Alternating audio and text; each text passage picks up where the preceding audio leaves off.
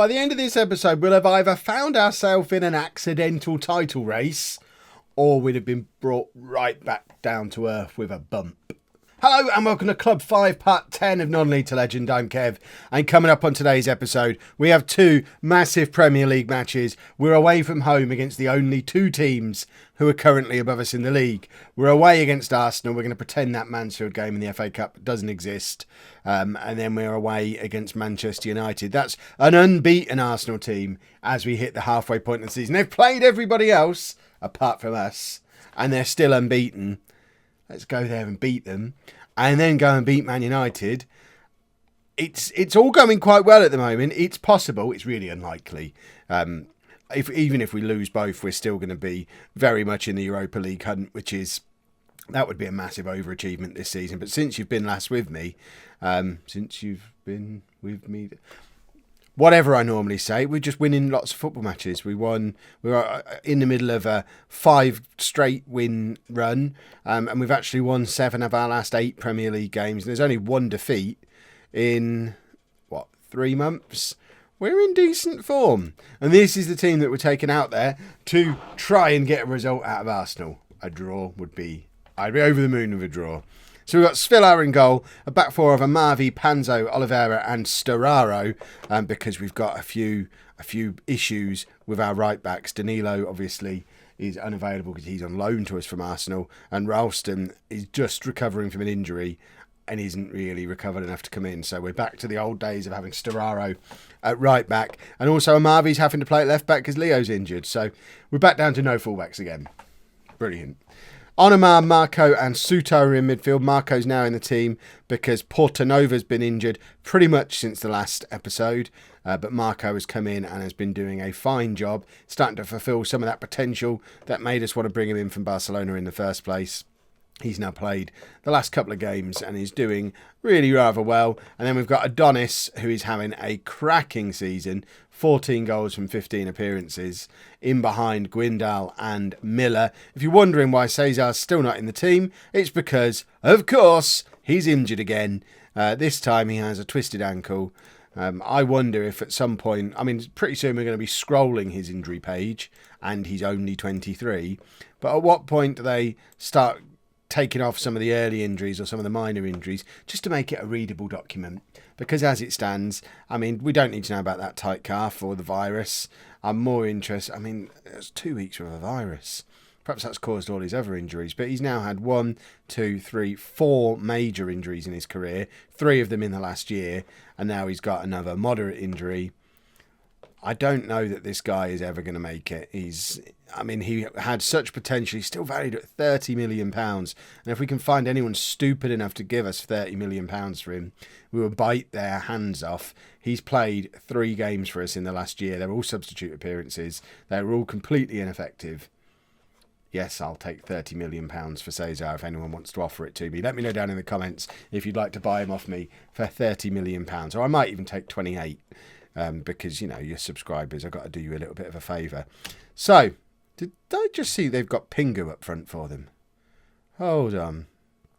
We don't really need to do much in the way of transfers. And equally, we're not going to sell anyone.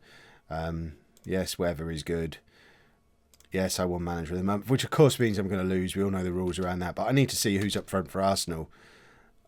But I don't know how I do it without clicking on Arsenal. We'll have to wait until we get to a break in play and it all comes up on screen. I'm sure they had a player up front called Pingu. Pingo. It's near enough. I want to sign him. He sounds brilliant. And now, of course, we've identified him. The game is listening and he will now score against us. They're actually struggling a little bit for conditioning. We are on New Year's Day. We've played 3 games in the last week. So they seem to be struggling a little bit with their conditioning. We're certainly the fitter of the 2 teams, which could give us exactly the advantage that we need. We're on counter, aren't we? Good. Because we've been rotating quite heavily during the Christmas period. I don't think anyone in our team has played more than 2 of the 3 games because we just rotated massively because we knew we had Arsenal and Man United coming, whereas they seem less bothered about us than we were about them. And Miller puts us 1-0 up after 14 minutes. And I don't know, we're fit. Is there ever going to be a better opportunity to go to the Emirates and grab a result? Yes, they're unbeaten, but they're all shattered. silly old Pochettino, who's their manager now, not rotating his team. I mean, they're probably still going to be good enough to overpower us, but they've got players down in the 70s already, less than 20 minutes into the game. 3 of them. This is insane. Why would they be playing that team? I mean, I don't want to get too carried away, because even if in the really unlikely event that we did manage to pull off this victory, we're still 8 points behind them. I said we'd be in our title hunt. We'd need Arsenal to lose their next game as well after we beat them, and for us to go and beat Man United. It's a really unlikely scenario that puts us in a title hunt. But I'd want to be within sort of 6 points atop of the league at the halfway point of the season for me to actually realistically say there's a title hunt on. But the longer this purple patch of form goes on, the more I start to think, you know what? Maybe we'll get in the Champions League. I was having a look at Leicester's history as well. In the last 20 seasons, there's only been one season where they finished higher than we finished last season. That 11th place, second highest finish in the previous 20 years, apart from obviously the year that they won the league. So I think regardless of how this second half of the season goes, as long as we don't completely fall apart, anything in this top half is going to be, once again, second best league position in the last 20 years. We're certainly having a good time of it here at Leicester, and Ned Stark's just equalised for Arsenal. Let's not worry about it just yet. I hope their fitness is still continuing to dwindle. Obviously, it's probably catching up with our players a little bit now as well, but they've got players down in the 60s, although we have as well. I think as the game goes on, our fitness advantage is starting to disappear. They've brought a lot of substitutes on, actually. Perhaps we need to do the same. They've already made their 3 substitutions, and it's gotten back into the game. Perhaps it's time for me to make my 3 and get us back into the game again. So we're going to bring on Edwards and push Adonis forward. And then we're going to take off Suto, bring on Galbraith, and just switch those 2 around, I think. Does he want to be there like that? No, you were better as you were. And lastly, Adonis isn't having the best of games. I need someone who can play as the complete forward, though. I guess Miller can. Gardner, in theory, is the better of the 2. David Hall, though, is the man who's scoring goals. So David Hall comes in. Miller's going to drop back to being the complete forward. And now we'll have some extra energy going forward like they've had. See if it can re-get us back into the game again and grab that really unlikely victory. I mean, if it ends as it is now, that's a cracking result for us. Going to Arsenal, who are top of the league and unbeaten, going there and grabbing a draw would be brilliant. But even more brilliant would be if we could grab a winner late on here and end their unbeaten run. We can't have them doing another invincible season. They're probably still talking about the last one. Imagine if they get a second one. I don't want to push on and be attacking though. That seems like it would be a little bit silly, because 1-1 is still a really good result. But like I said, I don't know if we'll ever have a better opportunity to go and get an upset in a game like this. There you go. They're down to 10 men as well now. Oh, do I push on? I think it's a really bad idea, but my instincts are telling me I should. No, we'll take the draw. The draw is all we need. We don't need to be pushing for the title. We need to just be staying in the mix, and we're staying in the mix. That's fine. A draw away at Arsenal I can cope with. I'm now going to go and play Mansfield. My reserves are going to go and play Mansfield, and then we'll be back to take on Man United. Hurried off the pitch in a match will not go down as one of their finest hours. What? But I think we did really well.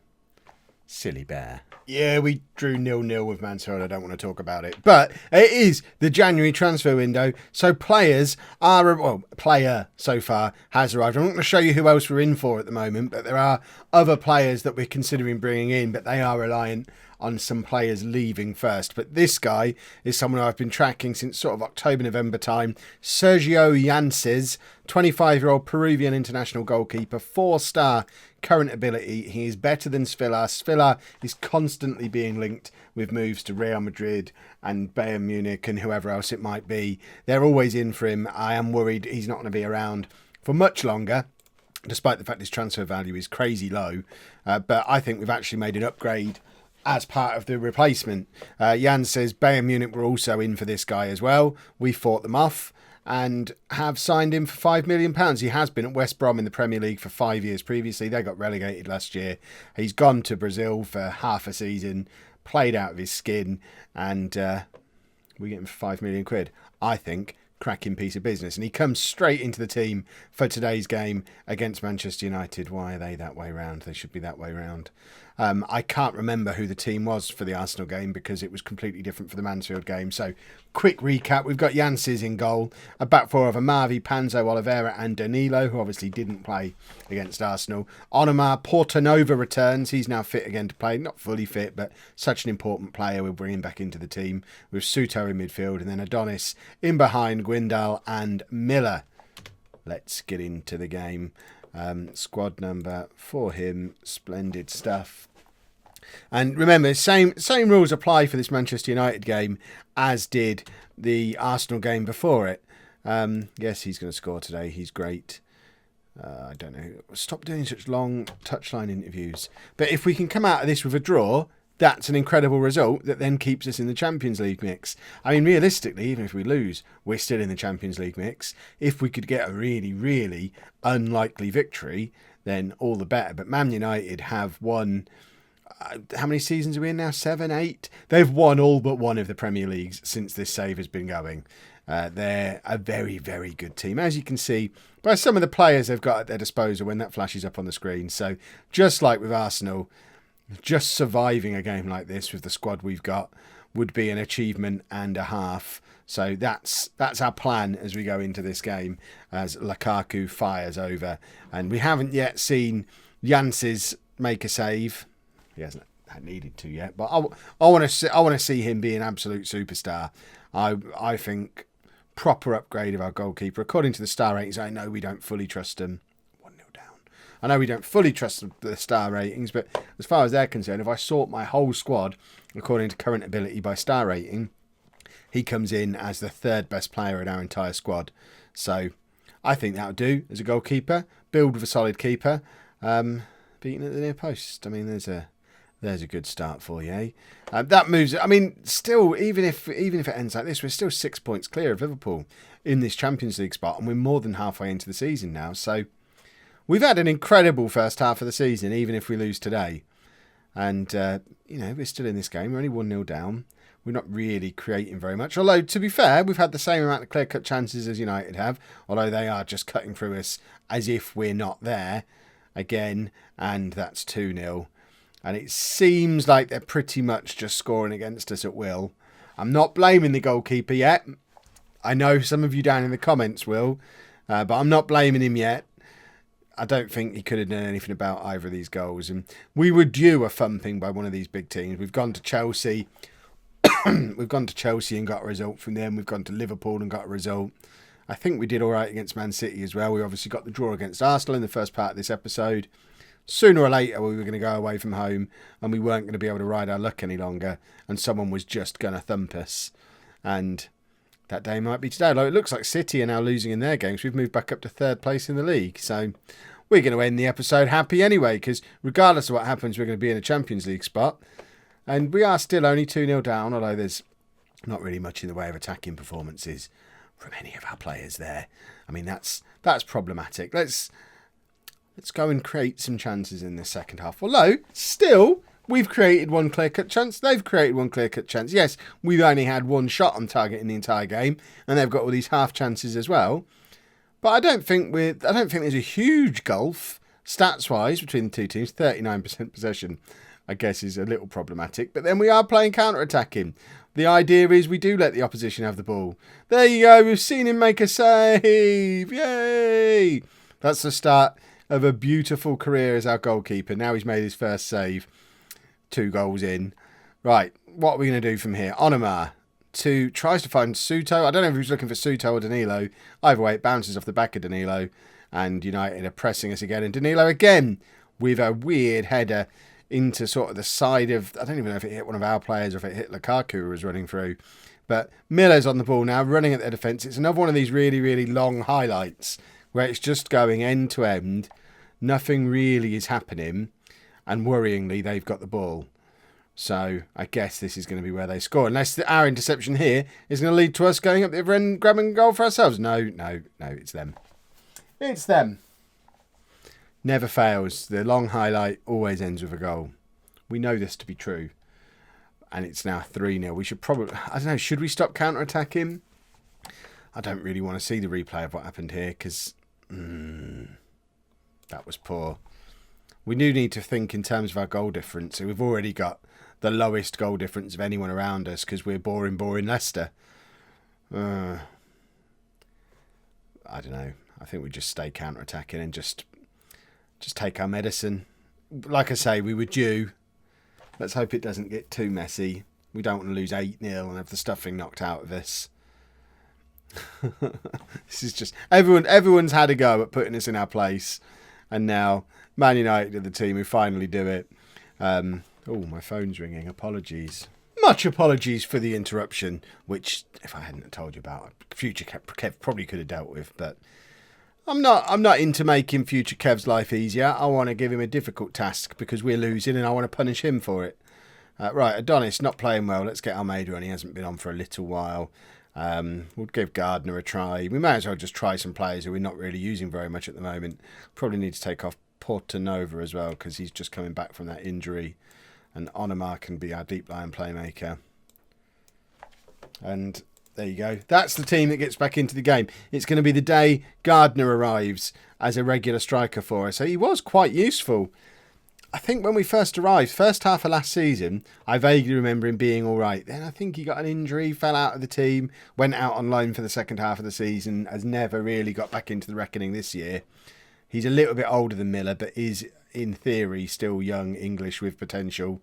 But I think he might be one that we look to upgrade in the summer and try and find someone maybe a little bit younger with a little bit more potential, or at least a little bit more oomph to make an impression on the team, because whenever Gardner's on the pitch, I don't really want to have Gardner and Hall in the same squad because I think they're quite similar sort of age, similar sort of impact.